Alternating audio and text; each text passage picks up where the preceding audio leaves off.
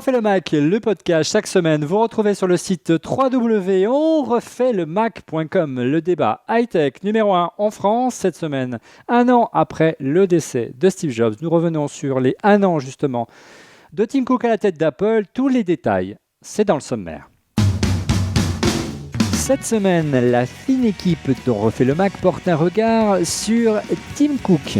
Cela fait un peu plus d'1 an que le nouveau patron d'Apple a succédé à Steve Jobs.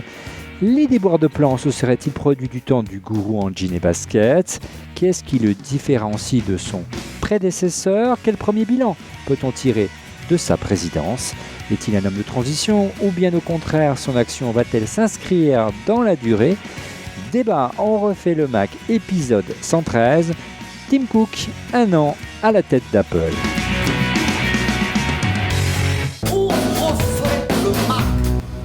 Avec comme invité, comme chroniqueur, cette semaine, Cédric Ingrand de la chaîne Info. Konnichiwa, Cédric. Konnichiwa, Olivier. Qu'est-ce qu'il est tôt, c'est pas possible de faire un truc pareil. Moi, j'avais signé pour un truc qui était un hobby, on faisait ça entre potes, on rigolait, de toute façon, à défaut d'être payé. Mais on fait ça entre potes, on rigole. Hein. On rigole, heureusement, on ne diffuse pas ce qu'on a dit avant l'émission. Il est 7h du matin à Tokyo, t'imagines ?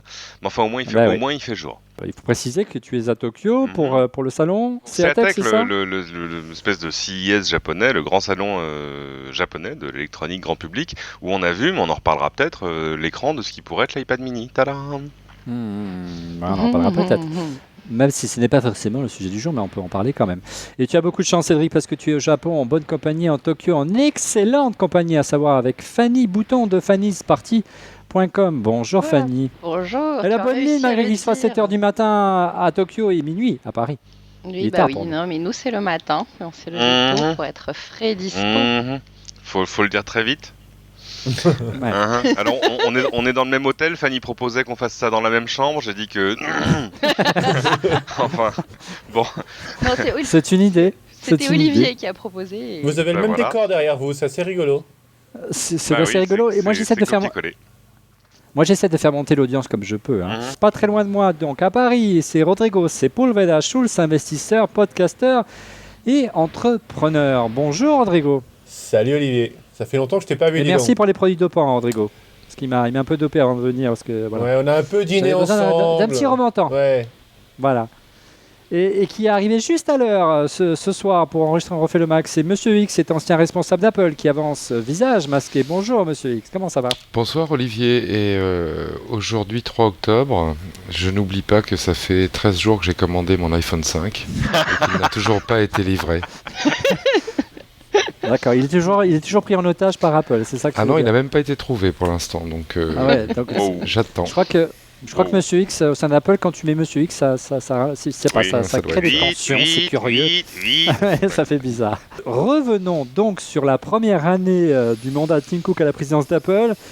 Une année qui vient de se clôturer pas forcément par la meilleure des manières, puisque ces derniers jours, le PDG d'Apple a été contraint de présenter ses excuses pour la fameuse application Plan dont on a beaucoup parlé la semaine dernière. Alors, présenter ses excuses, c'est un exercice difficile, surtout pour une entreprise aussi orgueilleuse qu'Apple. Est-ce que vous trouvez qu'il s'en est bien sorti, Monsieur X ? Eh bien écoute, moi j'aime bien ce nouveau Apple qui s'excuse. Je trouve que ça fait plus entreprise normale. Et je trouve qu'il s'en est plutôt bien sorti dans le ton. Ce que je trouve un peu bizarre, c'est que Apple n'en a pas vraiment fait la publicité. Moi, je l'ai su simplement en lisant le fil d'information de l'équipe presse d'Apple. Donc ça s'est fait un petit peu en catimini. On ne parle pas de la homepage du site quand même. Et puis le deuxième truc, alors là, en tout cas très très bizarre et qui pourrait faire polémique, c'est que dans la lettre d'excuse de Tim, il y avait un lien vers l'Apple Store pour nous proposer d'autres applis qui font la même chose que Maps en attendant que Maps marche. Et là, c'est vraiment du jamais vu. Oui, et sachant que les applis qui étaient conseillées étaient parfois des applis d'un concurrent qui était l'ennemi intime d'Apple, à savoir Microsoft avec Bing notamment, et puis bien sûr Google Google Maps aujourd'hui. Cédric, Rodrigo ou Fanny, qu'est-ce que vous avez pensé un petit peu de ces excuses? Ça vous a surpris? Ça reste dans la culture d'Apple. On sait qu'il y a quelques années, à l'occasion de l'Antenna Gate, Steve Jobs avait fait carrément une keynote pour répondre aux attaques contre les antennes. Enfin, une keynote, de il avait fait une petite conférence web et puis il s'était pas excusé. Énorme différence. Non, c'est vrai. Il n'y avait pas d'excuse. Souvenez-vous, Antenna Gate. Il avait quand même offert. Antenna Gate, il avait dit on va essayer de résoudre. Il avait quand même offert des housses bon, et je crois de $20 en bon d'achat, c'est ça de mémoire. Non, il avait dit attendez, d'abord c'est pas un problème et de toute façon tout le monde l'a. Donc à peu de choses près, je vous la fais rapide. La dernière fois qu'ils ont présenté vraiment des excuses, c'était MobileMe, c'était le lancement raté de MobileMe où les services octaient et clignotaient un peu comme une vieille guirlande de Noël. Et là il y avait eu des excuses et on a su après que en interne, ça s'était passé de manière assez violente, c'est-à-dire c'était un peu comme les cérémonies au Parlement nord-coréen où c'est lève-toi coupable et choisis ta punition, et où Jobs avait dit, paraît-il, il avait demandé au chef de produit MobileMe, mais MobileMe c'est censé faire quoi? Alors je lui dis c'est censé partager ça, les contacts, les machins, mais alors why the fuck doesn't it do it? Pourquoi est-ce que ça le fait pas? Et il l'avait apparemment viré sur le champ. Là on sait pas ce qui s'est passé en interne. Je pense qu'ils ont pris leur temps. La communication de crise chez Apple, c'est un truc qui se passe toujours avec une semaine de retard. Et ils ont pris... On sent qu'ils n'ont pas forcément le process. Ils savent bien distiller des rumeurs, mais répondre à des interrogations, c'est pas trop dans leur culture. J'irai pas jusqu'à dire ça, mais disons qu'ils ont pris leur temps avant de répondre, jusqu'au moment où ça devenait insoutenable, quoi. Je sais pas si vous avez vu la une du New Yorker sur voilà, maintenant nous utilisons Google Maps, et sur la même une vous avez 3 pays avec des trucs dans tous les sens. Ça devenait un sujet de blague dans les salons en ville, quoi. Et puis surtout, les gens disaient mais c'est pas possible, Apple peut pas me faire ça sur une fonction si importante, c'est ce qu'on se disait la semaine dernière, me donner un produit qui est pas fini. Rodrigo, ton impression, ton sentiment par rapport à la politique d'Apple et à la stratégie de Tim Cook dans sa réponse? Je trouve qu'il se démarque un petit peu de Steve. C'est vrai que c'est un ton assez humble en disant on s'est planté. Ici. Il commence par la lettre par s'excuser, ce que faisait pas forcément Steve Jobs, il réservait ça à la fin, il a noyé en conclusion. Tous les concurrents, y compris le service d'avant, Google, en se disant on n'est qu'à aller sur leur version mobile et en faire une icône raccourcie sur l'écran d'accueil. C'est assez bizarre. Why not? Et on va beaucoup bosser dessus. Ça s'apparente à de la gestion de crise, à de la communication de crise, comme font toutes les grosses boîtes quand elles ont un gros pépin industriel. Tu vois, quand Total renverse du pétrole.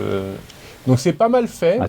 C'est pas mal fait. À toute proportion gardée. Ouais, c'est pas mal fait. Ça t'est fait genre 8 ou 10 jours après. Tu vois, le truc est sorti le vendredi. iOS 6, ça t'est fait le lundi suivant. C'est pas mal. Maintenant, Steve le faisait aussi, mais pas comme ça. Tu sais, quand il répondait aux lettres des gens qui lui écrivaient, il répondait sachant très pertinemment que ça allait être repris partout dès qu'il donnait une info. Donc, il était assez direct. Ouais, avec 3 mots, 4 mots. Rodrigo, si je puis me permettre, oui, monsieur. Si je puis me permettre, Rodrigo, la dernière fois que Steve s'est excusé, c'était pour l'antenne de l'iPhone 4. Ouais. Il a commencé par ses excuses en disant peut-être qu'on fait des trucs pas bien, mais regardez la merde que fait Nokia et Sony à côté. Il avait fait un comparatif. Voilà, c'était pas le même style, parce que Steve, pour s'excuser, fallait vraiment se lever le matin. Là, non, mais c'est ce que je dis. Non, mais c'est pas mal. Ils encensent la concurrence au lieu de la pointer du doigt. Je suis pas tout à fait naïf et je me dis pas que ça va être la nouvelle culture d'Apple d'être comme ça. Moi, je pense que c'est plutôt de la gestion de crise, quoi. D'autant qu'il y a une chose qu'ils auraient pu faire et qu'ils n'ont pas fait, ça aurait été tout simplement ressortir l'appli, parce que je vous rappelle que le contrat avec Google, il tient toujours pour a priori l'année à venir. Donc ils auraient pu dire la transition s'est faite un peu vite, revoici l'application à laquelle vous avez toujours été habitué, et le nouveau Maps va rester en bêta à côté pendant qu'on l'améliore. Ça, ils l'ont pas fait. Mais là... Une appli dont on n'a toujours pas de nouvelles, d'ailleurs, concernant l'arrivée de Google Maps sur iOS 6. Fanny, notre vigie du web, celle qui est notamment en charge de veiller à ce qui se passe sur Internet, il y a des questions via l'hashtag ORLM. Est-ce qu'on a des questions par rapport à cette problématique, Fanny? On a une question proche de ce qui a été dit, mais qui demande si justement Plan et iOS 6 seraient sortis sous l'ère Jobs, et est-ce que tous ces iPhone 5 défectueux aussi? Tu as le nom pour le citer quand même? C'est Céliane M qui pose cette question. Alors les iPhones défectueux, personnellement, j'ai du mal à y répondre parce que voilà, mais si les iPhones dont le boîtier est un peu rayé, surtout sur les modèles noirs ou voilà, parce que c'est de l'alu et que ça raye. Bon, voilà. Mais pour revenir à iOS 6, est-ce que c'est vrai quand on connaît le souci des détails de Steve Jobs, qui vraiment c'était une obsession chez lui. Et on va poser la question à Monsieur X, c'est ancien d'Apple. Est-ce que vous pensez que Monsieur X, que Steve Jobs aurait lancé Plan en version bêta, ou aurait attendu simplement une relative maturité du produit avant de le lancer? Et surtout qu'ils ont fait beaucoup de battage, souvenez-vous quand même, une keynote au mois de juin, on a promis monts et merveilles, une nouvelle keynote au mois de septembre à l'occasion du lancement de l'iPhone 5, et rien ne s'est passé. Bah écoute, c'est toujours difficile de faire des supputations et surtout d'imaginer ce qu'il aurait pu avoir dans le cerveau de Steve, ça serait un peu présomptueux. Mais moi, oui, je pense qu'il y aurait eu une chance pour qu'il ne sorte pas Maps et qu'il nous laisse YouTube encore pendant 6 mois, 1 an. Alors ça aurait fait mal en interne. Google Maps, tu veux dire. Oui, Google Maps, pas YouTube. Ça aurait fait mal en interne, ça c'est sûr, mais quand on voit qu'il était prêt à décaler la sortie d'une application parce qu'une couleur ou une typo ne lui plaisait pas. Oui, il n'était pas même prêt à annuler, on l'a vécu ensemble du temps d'un autre vénérable magazine, d'annuler à la dernière minute la sortie d'un produit parce que quelque chose n'allait pas. Souvenez-vous, Monsieur X, l'iMac G5 notamment. Et que ça soit sur le produit, voire sur le packaging. Je ne vois pas laisser partir cette appli en l'état. Je cite juste un défaut pour qu'on se remette ça en tête. Il y avait pas mal d'images et on en trouve sur beaucoup de sites où des parties entières des cartes proposées dans Maps d'Apple comportent des nuages. C'est juste une blague, quoi. Donc, j'aime à croire que Steve n'aurait jamais laissé sortir ça. Voilà. Alors, c'est vrai qu'il y a eu pas mal d'interrogations sur c'est vrai que c'est une grosse tâche dans le CV de Scott Forstall, le responsable, le vice-président, senior vice-président en charge d'iOS. Est-ce que vous pensez que justement, il aurait été capable de le virer du jour au lendemain, Steve Jobs, un personnage aussi important que Scott Forstall au sein d'Apple aujourd'hui? Je pense que de toute façon, Forstall, il a dû se prendre une soufflante de proportions épiques de toute façon, même si Tim Cook est moins mercurial, comme on dit, que Jobs. Mais on va en parler. Là, quand même, faut que ça se paye, quoi. C'est pas. Alors, ils ont modifié apparemment la product page de Maps, qui n'est plus décrit comme the most powerful map application, etc., etc. Elle est moins dithyrambique, quand même. Mais c'est vrai. Après nous avoir sorti et nous avoir montré un produit comme s'il était prêt. Révolutionnaire. C'est très rigolo parce qu'on parlait de cartographie ici au Japon où c'est super important parce que si je te donne une adresse, ça ne t'aide pas à trouver l'endroit où tu vas parce que les adresses veulent pas dire grand chose. En gros, c'est des chiffres qui te donnent par ordre le numéro de l'immeuble dans l'ordre de sa construction, dans le pâté de maison où tu vas. Enfin, c'est impossible. Et là, quand on te dit, parfois les choses sont décalées de 40 mètres, les gens rigolent en disant, mais 40 mètres, mais c'est un autre monde. Et du coup, ça donne des chances à plein de startups qui, elles, font de la cartographie en local. Mais c'est intéressant de voir à quel point un petit écart de conduite du géant permet d'ouvrir des marchés pour d'autres, quoi. Mais est-ce que Forstall se serait fait virer ou est-ce qu'il va se faire virer? Bon, c'est vrai qu'il a pas, apparemment, pour ce qu'on en lit, il a pas beaucoup d'amis à l'intérieur de l'entreprise, quoi.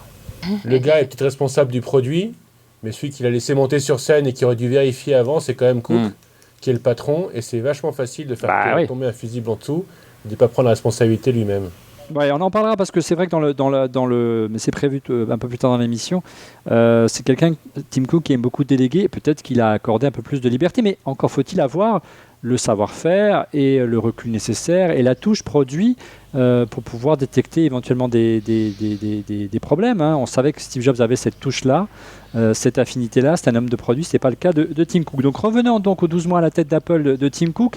Son premier fait d'armes, souvenez-vous, c'était déjà il y a 1 an, jour pour jour. C'était une keynote, la première keynote animée par Tim Cook lors du lancement de l'iPhone 4S. C'était un exercice que connaissait bien et auquel excellait Steve Jobs. Et le moins que l'on puisse dire, c'est que là, il est loin, Tim Cook, Monsieur X, de la flamboyance de son aîné. On sent que l'homme de confiance de Steve Jobs a beau avoir travaillé pendant des années avec lui, il n'a pas forcément la même présence sur scène et on le sent tout simplement beaucoup plus timide et beaucoup plus réservé que son aîné. Mais je crois que ce débat-là, il est clos, Olivier, donc on va pas faire la nuit dessus. Moi, je retiens ce qu'avait dit Rodrigo quand Tim avait été confirmé à son poste. Il a eu l'intelligence de ne pas essayer de faire du Steve, tout bêtement parce que c'est pas son caractère, et même si ça l'était, il n'en aurait certainement pas été capable, et puis il se serait laissé enfermer dans une comparaison. Donc, il a eu l'intelligence de ne pas essayer de faire des mimiques, on est loin de ça. Maintenant, même si c'est tout à son honneur, on aimerait bien qu'il enflamme un petit peu plus les keynotes. Ça fait partie du truc chez Apple et on s'embête un peu. On sent bien, messieurs, que la preuve qu'il était relativement réservé et qu'il n'était pas forcément prêt à se mettre en avant, alors que plutôt, de manière générale, au sein d'Apple, et Monsieur X est là pour me carbonner si je dis des bêtises, de manière générale, au sein d'Apple, les gens avaient tendance à se prendre un peu, d'une manière générale, tous pour Steve Jobs, pas Tim Cook, et d'ailleurs, lorsqu'il a dû remplacer à 2 reprises lors de ses congés maladie, c'est pas lui qui a été au charbon lors des keynotes, c'était Phil Schiller, souvenez-vous. La dernière, c'était en 2009 de mémoire, lors de Macworld, la dernière Macworld pour la présentation du nouveau MacBook Pro 17 pouces, c'était pas lui, donc c'était pas un exercice auquel il avait vraiment envie de s'exercer, et on sentait une certaine réticence chez lui, mais il faut bien reconnaître Monsieur X, que la première keynote qu'il a animée il y a un an, on le sentait un petit peu sur la réserve, on le sentait, on le sentait un petit peu triste, un petit peu réservé, et c'est vrai ce qu'on ne savait pas, c'est qu'à quelques kilomètres de là, au même moment, Steve Jobs était au plus mal et il est décédé même pas 24 heures plus tard. Donc c'est vrai que présenter et faire sa première keynote, alors que c'est certainement quelque part pour lui sa consécration en termes de carrière, puisque les feux de la rampe sont allumés pour lui, eh bien il doit gérer en plus non seulement la nécessité de monter en grade, mais en plus gérer le fait qu'il sait que Steve Jobs est condamné. Ça doit être vraiment une épreuve terrible pour lui. D'ailleurs, il l'a dit, je crois, Monsieur X. Ouais, bon, t'as tout dit. Je pense que ce premier keynote qui était très particulier pour lui et puis le staff d'Apple peut pas servir de point de référence. Le dernier qu'on a vu, oui, il peut nous servir de point de référence. Et moi, je retiens que s'il a choisi un style différent, il a par contre gardé un format un peu identique à ce que faisait Steve. Donc ça, c'est la partie qu'il n'arrive pas à jeter un peu à la poubelle, c'est-à-dire des formats de 2 heures qui sont très longs, où on va avoir un déroulé à plat de toutes les fonctionnalités qu'Apple a envie de vendre sur iOS 6 les unes après les autres. Et ça, c'est quand même un peu chiant. Donc on pourrait espérer que maintenant que le deuil est fait, que Tim repense l'exercice de la keynote et puis décide d'en faire autre chose, peut-être de l'éditorialiser, peut-être de ne parler que de certaines choses et pas d'autres, et on est toujours dans ce rythme chronologique qui, parce que ce n'est plus Steve, est un peu monotone. Et moi, c'est un petit peu, Brutus avec César, que j'attends de la part de Tim avec Steve pour passer à autre chose. C'est marrant parce que vous jugez Tim Cook et son 1 an à la tête d'Apple au regard de ses performances sur une keynote. Moi, je jugerais plutôt Tim Cook. Non, mais c'est un aspect. Au moins sur 2 autres niveaux. C'est son premier fait d'armes. Sur l'innovation produit. Et on avait déjà dit il y a 1 an qu'il y avait 2 ou 3 ans de roadmap qui était déjà défini par Steve Jobs, donc là-dessus il n'a rien à dire. Et sur la performance financière de la boîte qui, elle, est absolument étonnante. Il est devenu quand même, cette dernière année, première capi mondiale. Avec une trésorerie qui dépasse... On va y venir, Rodrigo. On va y venir. Mais là, on déroule un petit peu l'année qui s'est écoulée. Et là, commencé par la présentation de l'iPhone 4S, force est de constater que lors de cette présentation, il n'était pas forcément à l'aise, qu'il était un peu saisi par l'émotion. Et c'est vrai que, tout simplement, il suffit de reprendre ce qu'il a déclaré à la conférence d'Iten. Monsieur X parlait de deuil. Le mieux, c'est d'écouter ce que pensait et comment a réagi Tim Cook à l'annonce du décès de Steve Jobs. On regarde en images. I learned a lot from Steve, and it was absolutely the saddest days of my life when he passed away. And maybe as much as you should see or predict that, I really didn't. And but at some point late last year, I sort of, somebody kind of shook me and said, it's time to get on. And so that sadness was replaced by this intense determination to continue the journey. Donc c'est vrai qu'à l'image de ce que vient de décrire Tim Cook, on a eu l'impression qu'à partir du moment où Tim Cook a pris les rênes et que bien sûr on a appris la mort de Steve Jobs, non seulement il y avait, c'était toute une entreprise qui était en deuil et qu'elle est restée sous le choc de longues semaines. Et c'est vrai que j'imagine, Cédric, que ça doit être difficile en interne de dynamiser des équipes et de relancer comme ça une dynamique quand l'icône de la marque disparaît, quoi. Ça doit être très très difficile pour Tim Cook. Oui, mais ils ont eu le temps et tout a été fait pour que la transition se passe bien, par Jobs lui-même, par Tim Cook après lui, tous les gens ont été formés au management à la Jobs, enfin voilà, c'est pour ça d'ailleurs qu'au final ça s'est à l'université d'Apple.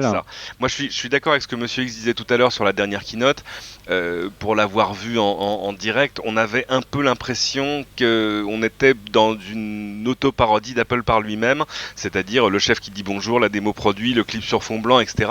Il va falloir que Tim Cook, pour imprimer sa marque, arrive à sortir peut-être un peu de ce script-là, mais en même temps, si la recette marche, il n'y a pas aucune raison de la changer.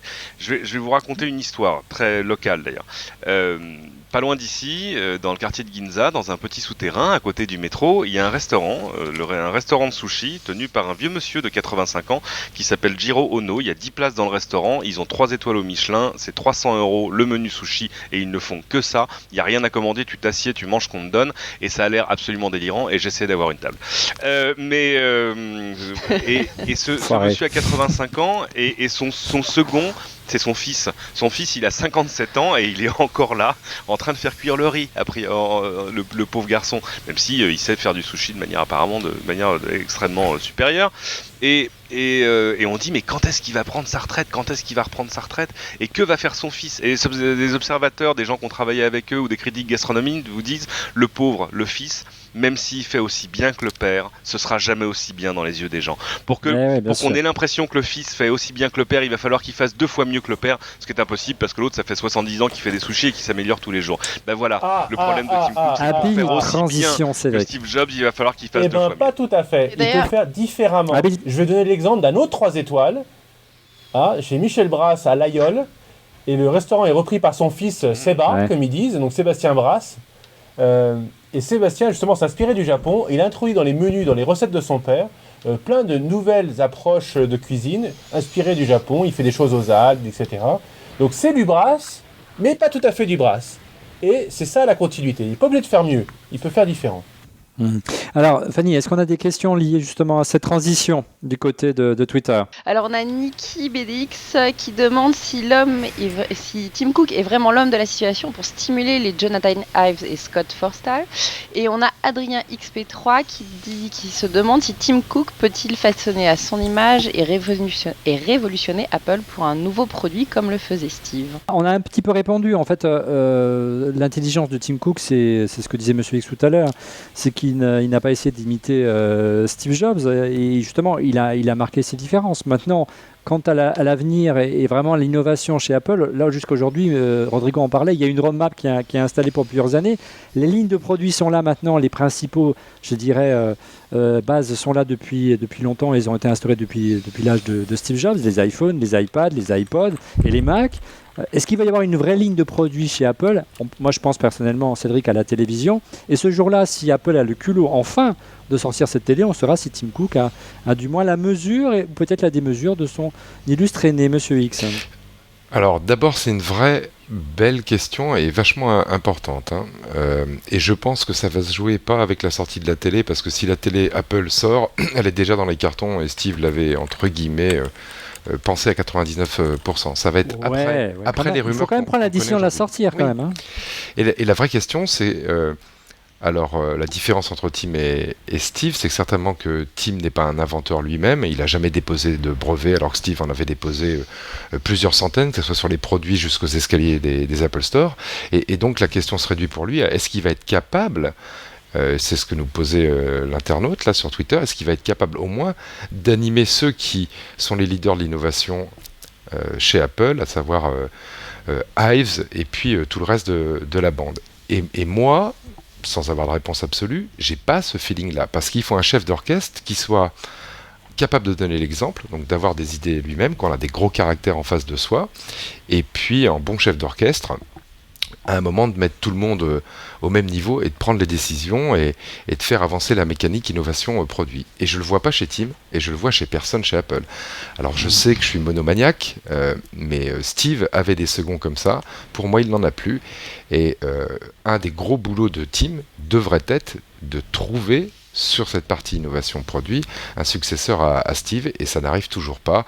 Je le redis, pour mon favori, John Rubinstein, il y en a peut-être d'autres, mais celui-là, il avait plus au sein toutes les d'Apple. caractéristiques. Ouais. C'est pour ça que c'est une question qui est en suspens, qui n'a pas de réponse, et qui, de mon point de vue, pend comme une épée de Damoclès sur la nuque d'Apple. J'avais prévu de parler de ce sujet un peu plus tard, donc on enchaîne, mais effectivement, c'est d'autant plus difficile, monsieur, ce que tu dis, c'est qu'en plus, c'est des gens qui sont là depuis longtemps, qui ont des fortes personnalités, notamment Jonathan Ive. L'enjeu pour l'avenir, c'est évident pour Tim Cook, c'est de savoir conserver une relative harmonie au sein de ce comité de direction qui est composé des seniors vice-présidents et de tous ces têtes pensantes et ces chefs de division des différentes divisions d'Apple aujourd'hui, le logiciel, iOS, le design, etc. Et évidemment Johnny Ive, on sait que Johnny Ive ne parlait qu'à Steve Jobs, c'était son ami intime et aujourd'hui il acceptait les critiques d'un Steve Jobs. Va-t-il accepter les critiques d'un Tim Cook? C'est véritablement l'enjeu pour l'avenir et ça va être difficile, je dirais, pour Tim Cook de s'imposer parce qu'il n'a pas forcément la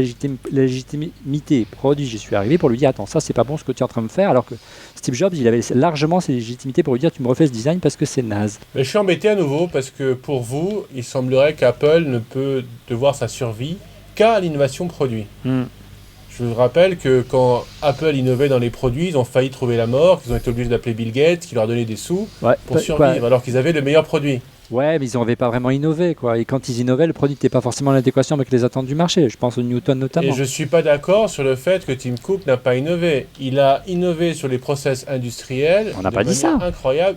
Mais on a dit que le jour où il devra prendre une décision importante sur la qualité d'un design, il n'a pas forcément la légitimité qu'avait Steve Jobs pour dire oui ou non. Ce n'est qu'une des facettes du Rubik's Cube qui est l'entreprise Apple. Ouais, enfin, c'est que en même temps, ça sert pas à grand chose d'être le numéro 1 au monde du sourcing et de la fabrication et du marketing si ton produit il est pourri. Voilà. Je suis d'accord. On est bien d'accord. C'est une super armée mexicaine, mais derrière non, je suis pas d'accord. Ce qui a fait que Dell. Ce qui n'est pas le cas aujourd'hui. On ne dit pas aujourd'hui que l'iPhone 5 est pourri. Pas du tout. Non, mais. Ce qui fait que, au début des années 80, ce qui fait que Dell a dépassé Compaq et est resté en vie et que Compaq est mort, ça a été sur la qualité de ses process industriels, de son sourcing en temps réel.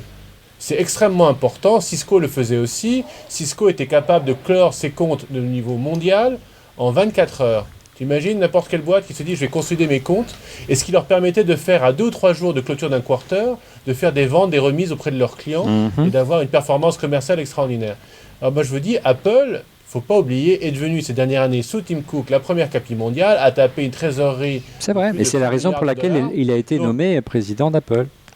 Donc il a quand même contribué, non pas sur les produits, ce que vous déplorez tous, mais sur le fait d'en faire une entreprise extrêmement performante. Donc maintenant, est-ce que c'est à lui de savoir faire du produit? Je ne crois pas. Effectivement, il ne l'a pas démontré et c'est pas ce qu'on attend de lui. Est-ce qu'il doit pouvoir s'entourer de gens qui savent le faire et préparer la vague après la roadmap de Steve Jobs? Probablement. Mais ça, on ne sait pas s'il les a trouvés ou pas. Oui, mais le problème, c'est qu'il n'y a plus personne au bout de chaîne pour arriver, c'est ce que disait Olivier tout à l'heure, à dire aux différents gens qui sont autour de la table, à dire ça on fait pas. Parce qu'évidemment, Ive, il a envie de faire un truc, Forstall, il dit ah non, moi je suis pas d'accord, et qui signe la fin de la récré? Et de fait, je pense. Normalement, c'est Tim Cook. Eh ben oui, mais le problème, c'est que Tim Cook, a priori, sur le papier, c'est pas un homme de produit. Alors ça l'est peut-être devenu, mais on en sait rien. Souvenez-vous que. Et pour l'instant, il a signé une lettre d'excuse, mais pas la fin de la récré. Voilà, et souvenez-vous que dans la biographie de Jobs, il reconnaît lui-même que c'est un homme brillant et redoutable en négociation, Tim Cook, je paraphrase Steve Jobs, mais que ce n'est pas un homme de produit en soi. Les termes sont assez précis. Alors l'impression, en vous écoutant, messieurs, dames, qu'en somme, ce qui faisait un petit peu la magie d'Apple, au-delà de la personnalité, c'est vrai qu'il est irremplaçable de Steve Jobs, c'était un peu ce duo magique que formaient Steve Jobs et Tim Cook. Ils étaient vraiment complémentaires, ces deux gars, pendant que Tim Cook faisait tourner la boutique, s'occupait du supply chain, faisait en sorte que Apple ait cette formidable capacité de production de fournir, malgré les déboires de Monsieur X, des produits en nombre au moment où le produit sort parce qu'il est formidable et que tout le monde veut l'acheter. D'un autre côté, Steve Jobs ne s'occupait plus de la gestion quotidienne, il avait tout le temps de rêver à des produits tels qu'on le connaît aujourd'hui. Et on peut penser que si Tim Cook n'avait pas été là, n'avait pas œuvré aussi bien qu'il l'a fait pendant des années, il n'aurait pas eu forcément cette liberté-là. En clair, j'ai l'impression à vous écouter, ce qui manque aujourd'hui à Tim Cook, parce qu'il n'y en a pas aujourd'hui dans l'organigramme d'Apple, c'est un vrai numéro 2 et un vrai numéro 2 qui sont en charge des produits. Exactement, c'est exactement ce que disait Monsieur X tout à l'heure, il lui faut un John Rubinstein. Il lui faut, voilà. Moi je le connais le numéro 2, il est là. John Rubinstein revient. Il s'appelle Johnny Ive. Non, parce que c'est pas Johnny. Mais oui. Non, Johnny Ive, il est designer, il est pas, c'est pas lui qui sait. Johnny Ive, il va continuer à défiler les pages du catalogue Braun de 1963. Non, c'est méchant. Non, mais c'est pas lui qui dit il faudrait qu'on fasse un produit. Tu vois, c'est pas lui qui dit et si on faisait un iPad. Lui, il va dire nous avons la capacité de faire un produit qui ferait ça et ça. Je sais pas, Cédric. Je sais pas. Bon. En tout cas, il n'a pas la légitimité d'être le patron d'Apple aujourd'hui parce qu'il n'est pas un gestionnaire. Depuis le jour de la mort de Steve Jobs, c'est que personne n'aurait sa légitimité. Je crois que ça doit être la première chose qu'on a dit la première fois où on en a parlé. Donc de toute façon, là c'est move on quoi. Va falloir trouver autre chose. Mais à la limite, Rubinstein revient souvent dans la conversation. Pourquoi ? Parce qu'on sait que c'est un garçon intelligent et qu'il est libre. Il est libre. Il est parti d'HP de Palm HP. Etc. Et 3, il aurait une légitimité interne parce qu'il connaît la maison, il y a déjà vécu, etc. Donc c'est quelque chose qui ferait sens. C'est l'un des papas de l'iPod et il est parti d'Apple, notamment parce que Tim Cook avait été nommé à ce moment-là, entre autres, numéro 2 d'Apple. Il avait été donc baronné par Steve Jobs à l'époque. On parlait brièvement, on en a parlé en début d'émission, de Scott Forstall, qui est le papa, qui est le patron d'iOS, donc le papa de Plan, est très décrié Plan aujourd'hui. On sait que c'est une personne qui est très ambitieuse, on le compare beaucoup à Steve Jobs dans sa jeunesse. C'est vrai qu'en plus, il y a un grand mimétisme dans ses présentations lors des keynotes. C'est assez frappant, il parle comme lui, il a les mêmes intonations, presque, il va même jusqu'à acheter la même voiture, mais passons. Oui. Non, mais c'est... il ressemble à Jobs comme Thierry Leon ressemble à Giscard, tu vois ce que je veux dire. Voilà. Ouais. D'accord, ça me fera plaisir. Ce qui faisait que le duo fonctionnait super bien entre Tim Cook et Steve Jobs, c'est que Steve Jobs, semble-t-il, avait vraiment confiance en Tim Cook et était l'un des rares au sein d'Apple qui ne voulait pas forcément prendre la place de Steve Jobs. Voilà, il n'allait pas contredire, il avait vraiment confiance en lui, et il connaissait son périmètre et il le gérait parfaitement. Est-ce que vous pensez qu'un quelqu'un comme Forstall, qui pourrait être un successeur désigné à plus long terme, lui pense justement à être numéro 1 plutôt que numéro 2 à court terme, et serait plus un prétendant et un adversaire de Tim Cook qu'un vrai numéro 2 et un vrai aide de camp. J'y suis arrivé. C'est ce qui se dit. Non, mais c'est ce qui se dit, voilà. Bon, alors, ça n'a pas d'autre grande valeur que ce qui se dit sur Internet, mais oui, on sait que le monsieur a un très très gros ego. Voilà, et je pense qu'on a un ego à sa taille. Quand on est dans une entreprise comme Apple qui a été fondée sur le produit, et c'est là où je suis en désaccord avec Rodrigo, où l'avenir va se jouer beaucoup là-dessus, sur les nouveaux produits de l'ère post-Steve Jobs. Scott Forstall peut très bien tenter un moment un putsch. Ouais, voilà, en disant c'est moi qui représente la continuité de l'ADN d'Apple. Voilà, et il a assez d'ego pour avoir cette ambition. Le problème, c'est que chez Scott Forstall, on voit bien l'ego, la personnalité abrasive, etc., et un soupçon de prétention parfois. On voit pas encore l'étincelle. Chez Jobs, on voyait l'étincelle. Si, on l'a vu, on l'a vu dans Plan. Allez, c'est dur. Ah ouais, voilà. Je pense que de toute façon, Plan déjà, si comme dit Monsieur X, il avait ce projet-là en disant attends, c'est moi, je vais être calife à la place du calife. Je pense que Plan déjà, ça lui a un petit peu scié les chevilles pour quelques temps. Parce que c'est quand même le truc qu'on va lui rappeler pendant un certain temps. C'est genre mais c'est vous qui étiez sur scène en montrant Plan. Super. Ouais. D'un autre côté, celui qui est en première ligne aujourd'hui qui doit s'excuser, c'est pas lui, c'est Tim Cook. Donc c'est lui qui doit gérer le pataquès. Mais passons. Fanny, peut-être une petite question ou on continue? Dans les questions, on a Muad'Dib 1972 qui demande et qui dit surtout Apple est une grosse société plus qu'influente. Est-ce que c'est pas un peu court après un an? Est-ce que c'est pas prématuré de juger Tim Cook? On l'a dit, on le jugera plus efficacement le jour où sortiront par exemple une gamme de produits dont on sait qu'il aura été le seul maître à bord au moment et l'initiateur. Pas forcément l'initiateur, mais le seul maître à bord au moment où les produits ont été inventés, designés, où on a décidé de les mettre sur le marché. La télé notamment. Ouais. Moi, je pense que la télé, elle est tamponnée Steve. Ouais, mais le concept n'est pas forcément le produit final, Cédric. Et c'est important les petits détails. On le voit aujourd'hui avec iOS.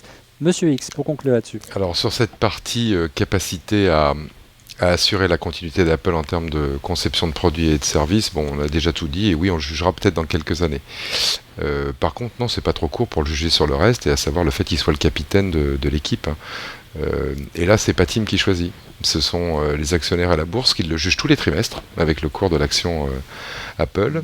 C'est le conseil d'administration qui le juge tous les trimestres. Et ça, c'est un rythme tout à fait normal pour les grosses entreprises, encore plus Apple qui est une entreprise américaine, et là ça fait 4 trimestres qu'il est là, et c'est plutôt un bon satisfait sheet en termes de résultats financiers. Et puis rappelez-vous d'une chose, ou en tous les cas essayez d'imaginer Tim quand lui juge ses collaborateurs. Je peux vous dire qu'il les juge tous les trimestres avec un exercice qui s'appelle la business review du trimestre, et que si ça marche pas, ils ont le droit à une erreur, mais pas deux, hein. Donc lui il juge comment ses équipes avancent au maximum en 6 mois, donc je pense qu'il accepte tout à fait la règle du jeu d'être jugé sur un an, même si notre jugement à nous, il s'en fout un peu. Donc je vous propose de lister ensemble les principales décisions qu'a pris Tim Cook lorsqu'il a pris les commandes d'Apple. Et tu le disais, Monsieur X, tout à l'heure, il a essayé de se démarquer fortement de Steve Jobs, Monsieur X, et en particulier en mettant en place un programme de dons caritatifs. Si Steve Jobs représente un grand vide aujourd'hui au sein d'Apple, un autre grand vide, c'était que Apple n'était pas forcément très humanitaire, je dirais, dans ses actions quotidiennes, Monsieur X. Oui, mais enfin, est-ce que c'est ce que tu évoques là, le fait que Steve Jobs, quand il avait repris la tête d'Apple, avait arrêté toute la partie caritative qui est chère pourtant aux Américains, et le fait que Steve l'ait remis, est-ce que ça fait une très très grosse différence, ou est-ce que c'est très très symbolique? Moi je crois pas, une fois de plus je pense que c'est anecdotique et juste un retour à la normale. Ça change pas Apple, c'est juste une question de sensibilité à la marge, ça. Ouais. Je pense que c'est depuis le début, on voyait, hein, parce que il fut un temps où Steve Jobs avait lancé sa fondation, parce que je sais plus lequel de ses amis, ça devait être le patron d'Oracle, dont le nom m'échappe. Larry Ellison qui lui a dit attends, fais ta fondation, vieux. Nous, on a tous fait ça, donc il a dit ah ouais, bah, je vais faire ma fondation. T'as les moyens. Ouais, t'as les moyens maintenant. Faut que tu fasses ça quand même, sois sérieux. Donc il l'avait fait. Et en plus, il avait une cause malheureusement. Et puis à un moment, c'est tombé un peu en désuétude parce qu'il prenait pas le temps de s'en occuper. Enfin, c'est-à-dire que ça valait pas son temps, quoi. Et voilà. Alors petit rappel. A repris le flambeau un peu efficacement, enfin a dit voilà, ça fait partie des choses qui se font quand on a une société de notre taille, donc on va le faire. Et puis surtout quand on cultive une image aussi militante entre guillemets qu'Apple, c'est assez cohérent. Donc pour petit rappel, pour chaque don d'un salarié, Apple s'engage à verser une somme équivalente à hauteur de $10,000 par an. À cela s'ajoute un chèque de 50 millions pour la construction de dollars, pour la construction d'hôpitaux, et un autre, ou d'autant, à savoir 50 millions à destination du programme RED, pour la lutte contre le sida. Alors, j'imagine que tout cet argent, ils l'ont gagné le temps que tu lises ça, hein, donc voilà. Oui, je sais bien, mais avant, ils ne le dépensaient pas, donc oui, c'est bien qu'ils le dépensent aujourd'hui. C'est une différence. Il faut savoir, par exemple, qu'Apple ne fait pas de sponsoring dans le sport ou pour les œuvres culturelles. Pour les journalistes, on n'envoie pas d'iPhone 5. Si. Oh, ça c'est très bien, si. On est très content pour ça. Si. Mais non. Il est prêt. Ah bon, ils s'en font, c'est bien. Il est prêt, c'est bien. Je monte un prêt. Moi j'ai toujours mon iPhone 4. Voilà. Bref, on enchaîne. Autre décision, par contre, tu en parlais tout à l'heure des actions Rodrigo, c'est que là, par contre, virage total à 180 degrés, oui, à 180 degrés de Tim Cook par rapport à Steve Jobs, c'était un sujet tabou. On ne rémunère pas les actionnaires. Là, Tim Cook a décidé de le faire. Alors, ça va pas changer la vie des utilisateurs d'Apple, mais ça montre véritablement sa volonté d'imposer sa marque au sein du conseil d'administration, et là, c'est le moins qu'on puisse dire, d'Apple. Messieurs, qui veut réagir, reste là. Messieurs, dames. 47 milliards de dollars sur 3 ans, c'est pas une petite somme quand même, hein. Non, mais ça change rien au reste. Mais d'ailleurs, ils ont refait quasiment tout ça dans leurs réserves financières. Enfin, ils en ont refait l'essentiel. Donc c'est une décision qui a été prise. Depuis, ils ont connaissance de cause. Ils savaient bien que les noisettes, ça allait pas craquer les noisettes de l'écureuil. Donc voilà, ils ont largement en banque pour faire absolument ce qu'ils veulent, racheter qui ils veulent, faire ce qu'ils veulent. Mais c'est vrai que c'était une demande assez constante depuis longtemps. Et il a fallu qu'ils lâchent un peu de laisse là-dessus. C'était quand même une demande auquel Steve Jobs était resté obstinément sourd, hein, et c'était totalement inenvisageable de son vivant qu'une telle décision soit engagée. Mais Bill Gates aussi, pendant 30 ans. Hein. Microsoft aussi n'a pas payé de dividendes. On en avait parlé à l'époque. Jusqu'au moment où ils ont sorti moins de produits innovants et qu'il fallait un peu doper l'action en distribuant des dividendes. C'était pas forcément le cas d'Apple au moment où Tim Cook l'a fait. J'ai plus le chiffre en tête, je crois qu'on en avait parlé. Il y avait des optimisations fiscales, puis il y avait un autre truc aussi au regard des taxes, des lawmakers américains.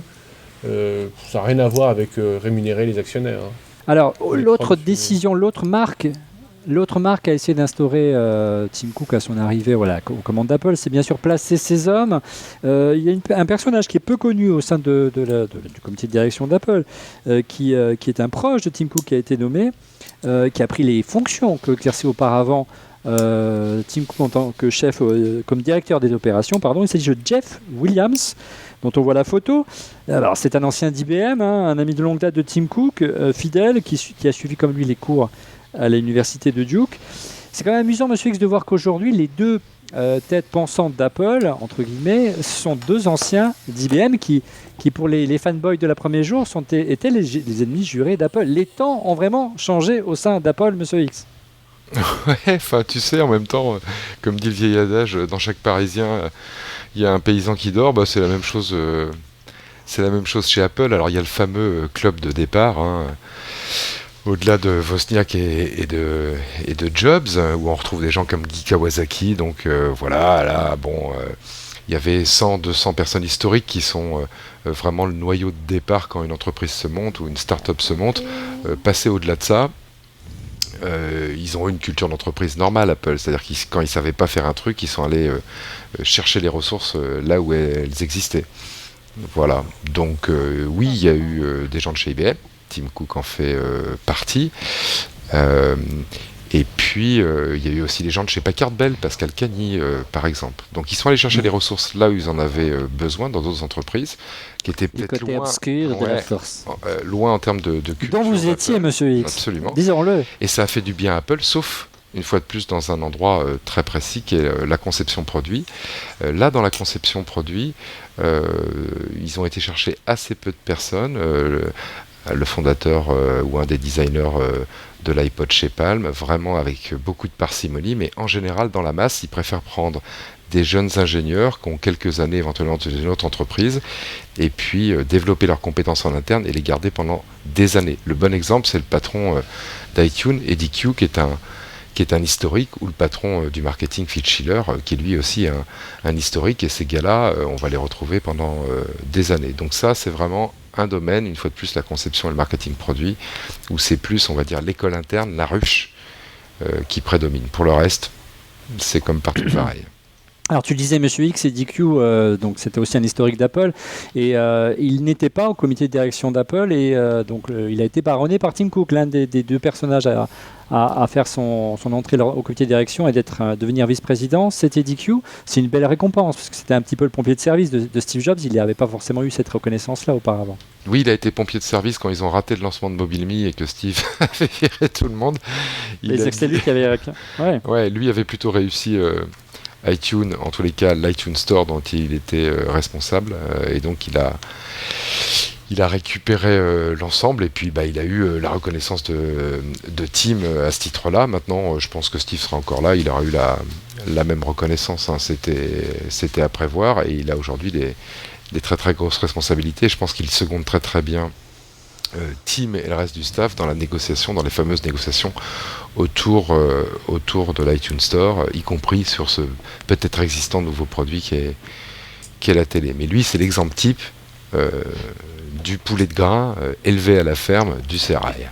On sent bien que Tim Cook a voulu s'entourer de personnes légitimes, de vieux grognards au sein d'Apple, parce qu'il n'avait pas forcément, il sentait peut-être pas la légitimité pour prendre des décisions autour de la qualité produit des futures productions d'Apple.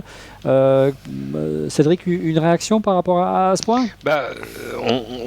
On voit bien qu'il a besoin de stabilité, je pense. Il a besoin de stabiliser la tôle un an après la disparition de Steve. Ça s'est vu récemment quand Bob Mansfield, le patron du manufacturing, le patron de la fabrication, a posé sa dème parce qu'il a dit ce job est fatigant, j'ai gagné plus d'argent que j'arriverai à en dépenser le reste de ma vie, je vais partir. Ouais. Et où on a vu quelques semaines plus tard, non, finalement il reste, il va devenir conseiller spécial du président en charge de machin. Et on apprend aujourd'hui dans Business Week qu'en fait Cook voulait absolument pas qu'il parte parce que les équipes de Mansfield disaient non, le nouveau chef il a pas encore les épaules pour faire ça, et il lui a proposé $2 millions par mois pour qu'il reste. Non mais c'est des salaires de footballeurs là.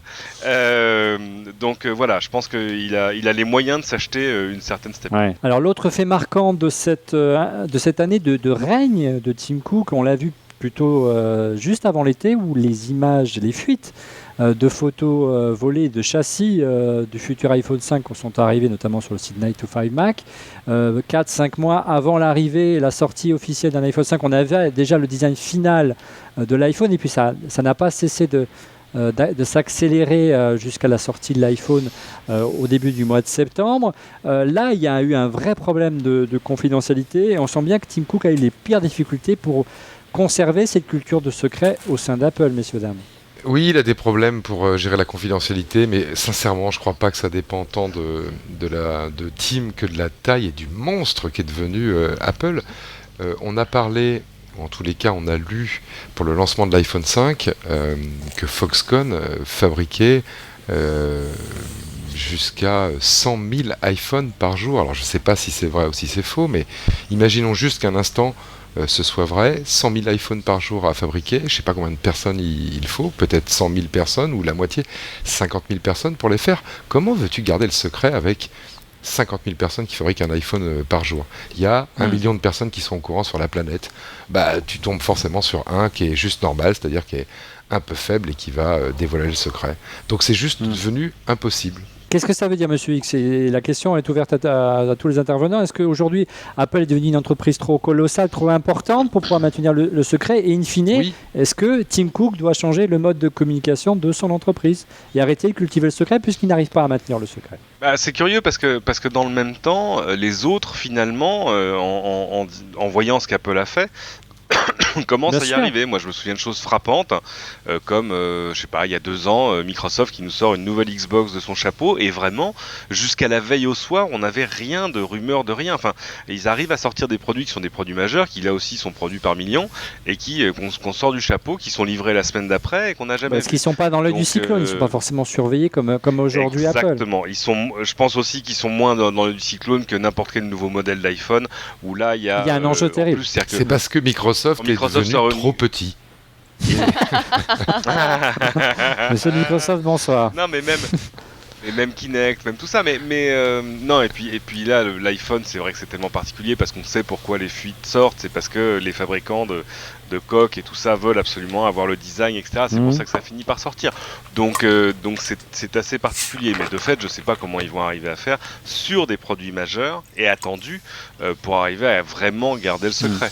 Bon, je pense que sur la télé, ce sera plus facile parce que c'est plus compliqué de sortir avec une télé sous le bras. Faire un moule en cire d'une télé, il faut avoir un sacré moule, effectivement. Voilà. Je pense qu'ils peuvent se mettre à l'automobile maintenant. Clair. Dernière question pour ce soir concernant Tim Cook et sa première année de présidence. Tout simplement, là il va falloir vous mouiller, messieurs, dames. Quel bilan personnel vous tirez de ces 12 derniers mois? Si vous aviez un avis, une appréciation à donner envers Tim Cook, comme j'ai Rodrigo à l'écran, on va commencer par Rodrigo. Moi je trouve qu'il s'en sort plutôt très bien. Il n'a pas rempli les chaussures de Jobs, ce qu'on ne lui demandait pas, ce que vous attendiez tous et qu'il n'a pas fait. Il a pris son style à lui. Il a fait intervenir tous les autres capitaines d'Apple sur scène. Les résultats financiers sont absolument extraordinaires. Le cours boursier est extra. L'engouement des clients d'Apple est toujours paradoxalement extraordinaire. Ils font toujours tous la queue pour avoir un demi-inch de plus sur l'écran, entre l'iPhone 4S et l'iPhone 5. Voilà, la magie d'Apple est toujours là, elle est toujours à la tête, la boutique tient bien, ils continuent à étendre, ils ouvrent encore des magasins, c'est très bien. Le seul risque qu'il doit gérer vraiment, Tim Cook, c'est de ne pas se retrouver dans une position comme Microsoft qui commence à devenir, alors, toutes choses égales par ailleurs, mais qui commence à devenir un peu irrelevant dans le marché. Avec des nouveaux acteurs qui rentrent et qui ont pris la place de Microsoft. Je pense à des gens comme Facebook ou Amazon.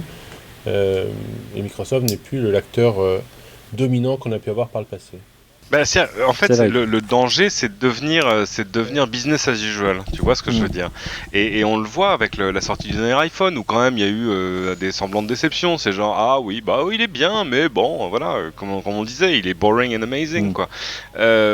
Si Apple se mettait par exemple à enchaîner plusieurs lancements de ce genre-là, tout à coup, les gens vont moins se battre pour regarder des lives sur Internet, pour aller faire la queue le jour du lancement. C'est moins bon pour nous, ça. Ça deviendra... Ah, c'est moins bon pour nous, mais ça deviendra, tu vois, une société bien, qui sort des produits bien, et puis bon, bah voilà, quand Merci, ils au seront en revoir. magasin, on ira Voilà, les de voir. toute façon, on connaîtra, ils devront les specs avant. Hein. Et tout à coup, mais c'est intéressant parce que tout à coup, voilà quelque chose qui induirait un changement de culture obligatoire à l'intérieur de l'entreprise. C'est-à-dire que tu peux plus continuer à faire, tu sais, comme dans Le Roi Lion, ah, voilà la vérité révélée. Si la vérité révélée, c'est le truc d'avant, juste un peu mieux avec la couleur qui a changé, la coque en aluminium. Et tout à coup, il faudra qu'ils se mettent à communiquer autrement. Mais en même temps, ils sont enferrés dans un truc où ils sont forcés de faire une révolution. Non, pas tout à fait quand même. Ça peut pas marcher comme ça, Non, n'existe Il faut être un peu. Fanny, ton bilan, justement. Ouais, moi, ce que je vois, c'est. Il y a eu un beau renouvellement vestimentaire quand même sur scène, ça a été noté. C'est mon côté féminin. Ouais, il y a encore des progrès à faire. Hein, il y a des progrès à faire, mais Heureusement voilà. que tu es là, Fanny. Non, mis à part ça, je pense que de toute façon, égaler Steve Jobs, c'est difficile parce qu'un gars comme Steve Jobs, il devient pas numéro 1 ou numéro 2 d'une société. Il crée sa propre boîte, il crée ses nouveaux produits, il invente, et donc ce sera une autre marque qui viendra détrôner Apple peut-être dans quelques années.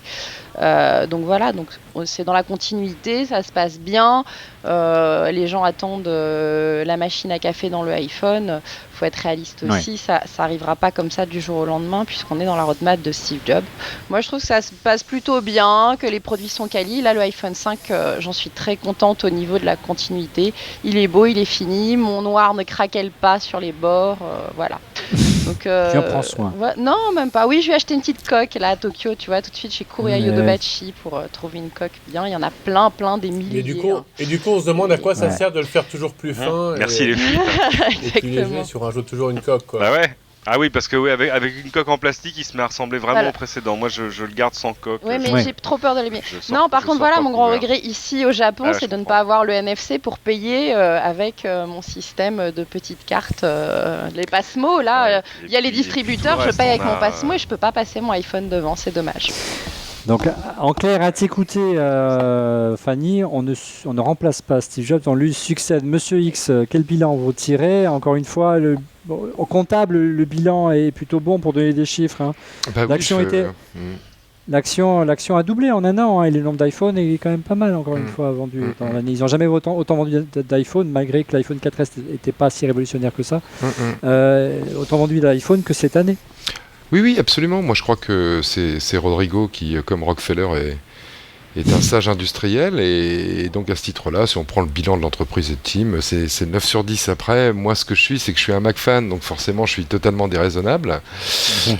Et je ne regarde pas Apple comme ça. Voilà, c'était le petit plus, et c'est toujours ce que véhicule cette marque, de nous étonner, même des fois de nous faire rêver. On a l'impression de participer à quelque chose en utilisant ces produits, à l'avancée, je sais pas, un peu de la science, de la révolution des usages. Et pour l'instant, là, sur ce domaine-là, c'est ce qui l'empêche d'avoir 10 sur 10 Tim. Donc moi, j'attends qu'il annonce des trucs qu'il aura décidé tout seul et qui va lui permettre de continuer à alimenter le cœur des fans comme moi, je sais pas, réaliser le rêve de Rodrigo, faire que l'iPad soit multisession et qu'on soit pas obligé d'en acheter 4 pour la famille, qui rachète c'est pas bon pour le business.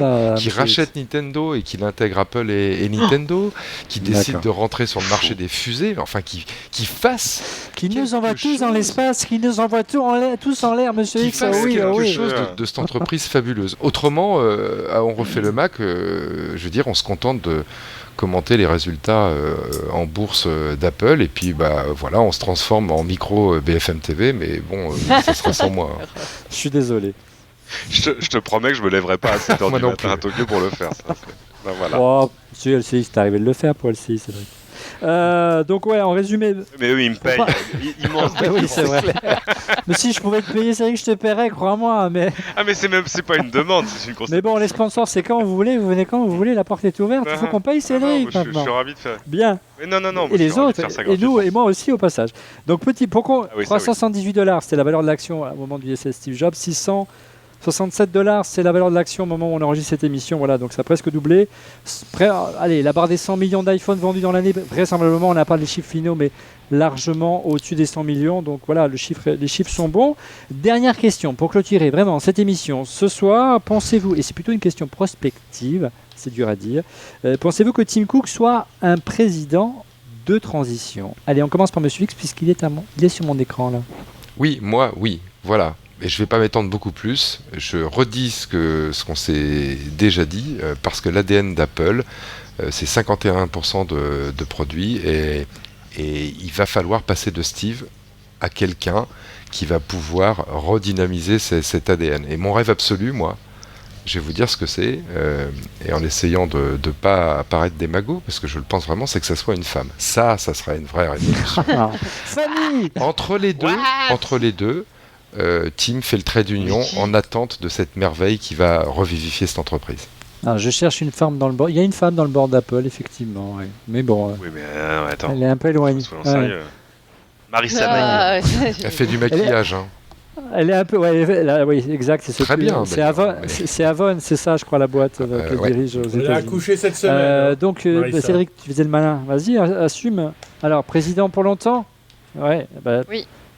La patronne de Yahoo, notamment, maintenant qu'il est ancienne de Google. Cédric, alors, président de transition, Tim Cook, ou président pour longtemps?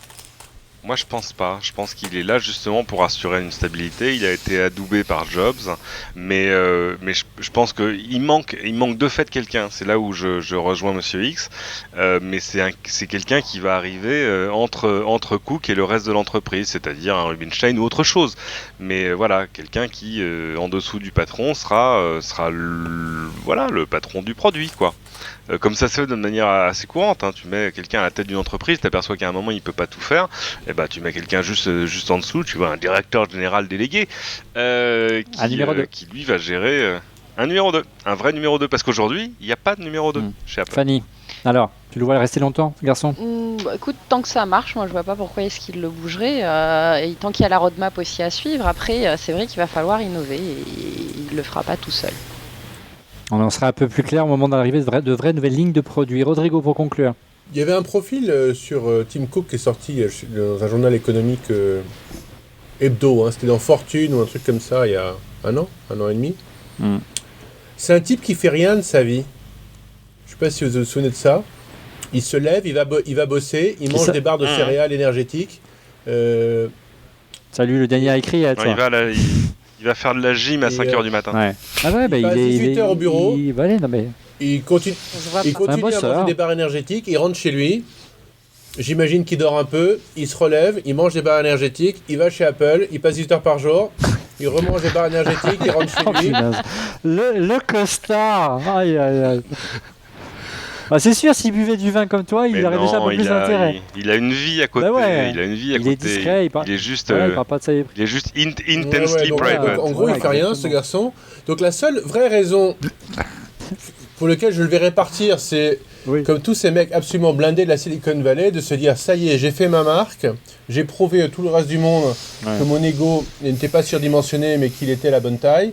Mais non, je vais en profiter et je vais me faire le plus gros bateau du monde comme Paul Allen. Je vais me faire l'America's Cup comme Larry Ellison. Ouais, c'est ça. Et je vois pas Tim Cook faire ça. Ouais. C'est pas le genre. Ouais. Il n'y a pas encore assez d'argent pour ça. Hein. Il va toucher 600 millions, tout ça. 600 millions pour l'America's Cup. Il a des options qui ont été attribuées qui vont vester dans, je sais plus, 6 ou 10 ans. Donc, à mon avis, on se repose la question à ce moment-là. Il bougera pas d'ici là. Ses performances vont être bonnes. Voilà. Donc tu l'as dit à sa nomination, l'année dernière, le conseil d'administration a accordé un beau cadeau à Tim Cook, 1 million d'actions, donc tu le disais Cédric, près de 650 millions de dollars. Mais il y a quand même une nuance, il devra toucher donc ses actions, la moitié de ses actions, la moitié de cette somme au bout de 5 ans et l'autre moitié au bout de 10 ans. Donc Tim Cook est peut-être un PDG de transition, mais un PDG de transition qui va durer au moins 10 ans. Voilà, c'était la conclusion de cette émission. Messieurs, dames, on passe à vos coups de cœur. Alors les coups de cœur ce soir avec, on va commencer comme d'habitude par Cédric, allons-y. Bah écoute, on est au Japon donc pour CEATEC cette semaine, le grand salon japonais d'électronique. Je vous rassure, Apple n'est pas exposant, Apple n'est jamais exposant. Non. Mais la Prince a dit coup, Apple il expose pas. On a regardé un peu, il se passe plein de trucs, c'est très rigolo. Hein. Je pourrais développer plus, mais là où c'était un peu comme le CES, un grand salon de la télévision, de tout ça, etc. Et le post-Fukushima fait que tout à coup, tout le monde est parti sur autre chose. Tu vas chez Toshiba, chez Panasonic, tout le monde te dit la maison connectée, l'économie d'énergie, etc., etc. c'est saisissant de voir tout un pays et toute une industrie qui fait un virage au moins à 90 degrés, mais de manière absolument unifiée, exactement comme au temps du Shinkansen, du train à grande vitesse ou de la fibre. Ils sont les seuls à savoir faire ça. Et en plus, ils ont abandonné l'idée d'être numéro 1 mondiaux de la télé ou de la téléphonie, mais du coup, ils réinvestissent tout sur un secteur d'avenir qui sont les énergies renouvelables, le smart grid, etc., etc., en se disant, 1, ça peut devenir rentable dans 5 ans, et 2, ça, on pourrait peut-être arriver à l'exporter. Mais c'est pas ça mon coup de cœur. Mon coup de cœur, il se trouve chez Docomo, le grand opérateur japonais, qui a de grands labos de recherche et développement. Un jour j'irai, vous verrez, dans les labos de Docomo. Mais ils sortent des démos tous les ans, et là ils travaillent sur les interfaces des téléphones et des tablettes, en partant d'une problématique simple qui est celle du tokyoïte moyen qui passe 90 minutes par jour dans un train en mouvement, c'est-à-dire sans compter le temps de transfert, les correspondances. Qu'est-ce qu'il fait? Il a la main là accrochée à son truc et le smartphone dans l'autre. C'est compliqué en termes d'interface. Du coup, ils ont inventé 2 choses, tu vas voir les images. D'abord, une interface qui s'appelle Grip UI, où tout à coup, en pressant sur les côtés de ton smartphone, tu peux faire de nouvelles actions. Exemple, tu presses en haut des 2 côtés, ça va lancer ton navigateur, tu peux faire back, etc., etc. En gros, tu compenses un peu le fait que tu n'aies pas une main pour tenir le device et une autre main pour appuyer dessus.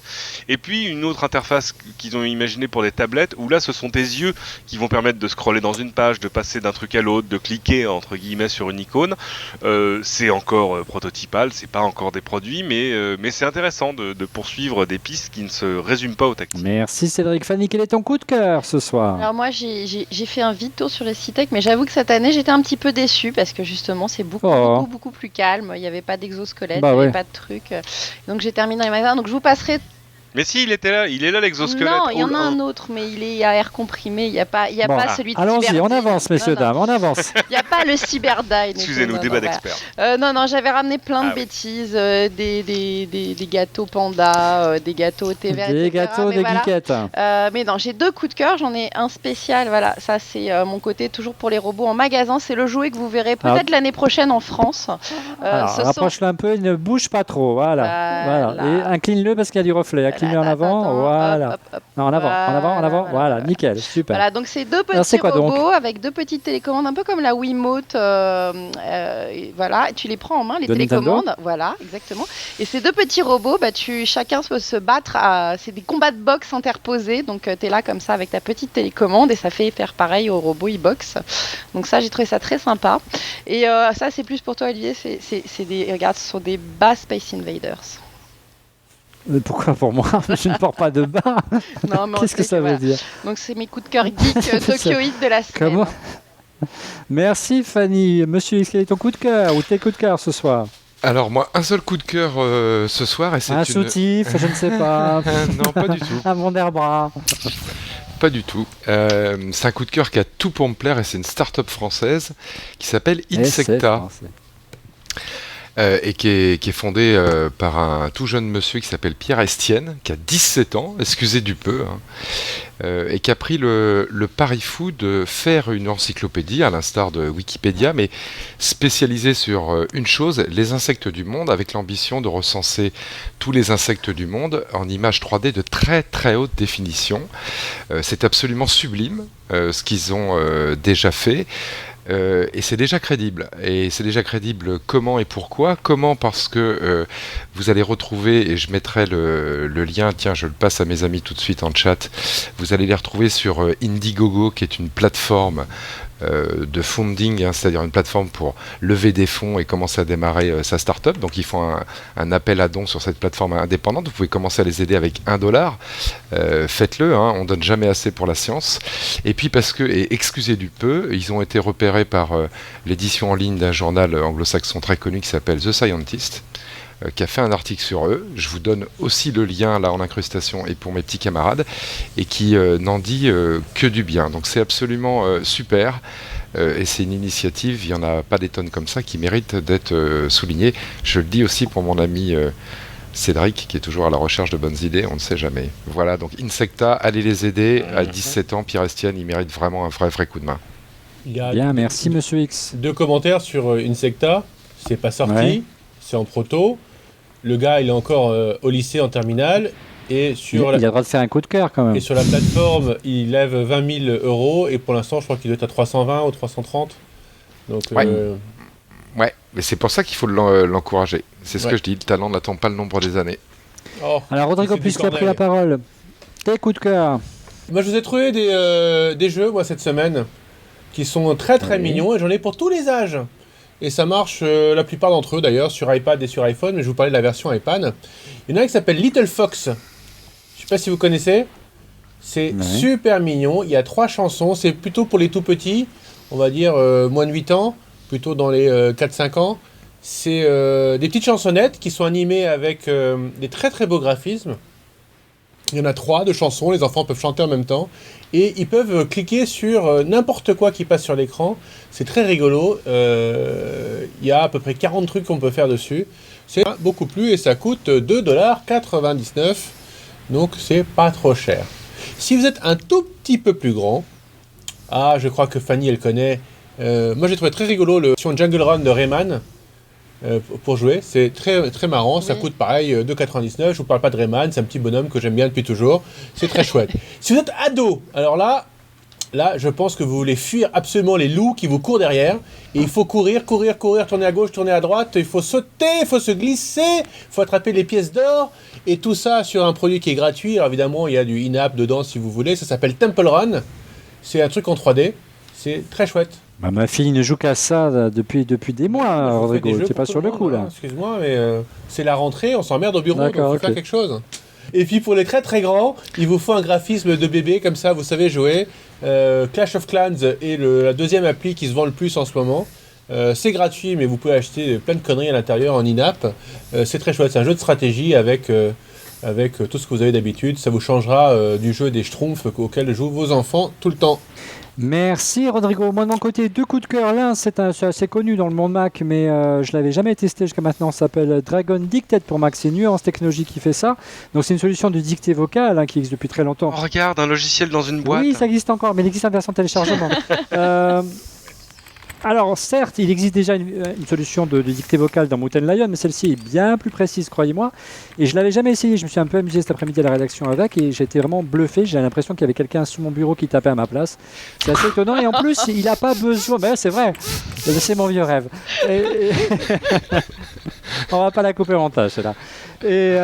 Et en plus, il n'a pas besoin de connexion Internet pour fonctionner, contrairement à Mountain Lion. Il fonctionne en local, et en plus, c'est bien plus rapide. Et l'autre coup de cœur...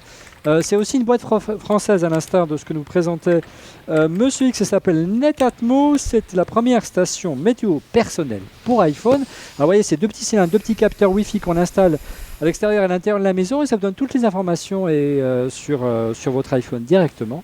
Donc la première station météo pour iPhone, elle est française, ça s'appelle Netatmo, ça coûte 169€, ça va arriver très bientôt, et c'est des anciens de chez WeThings, une boîte qu'on connaît bien, on refait le Mac, qui ont créé ça. Voilà, merci messieurs dames d'avoir participé à ce 113e épisode dans On fait le Mac. Vous retrouvez Cédric dès samedi à 14h10 dans plein écran sur LCI. Qu'est-ce qu'il y a au menu, Cédric?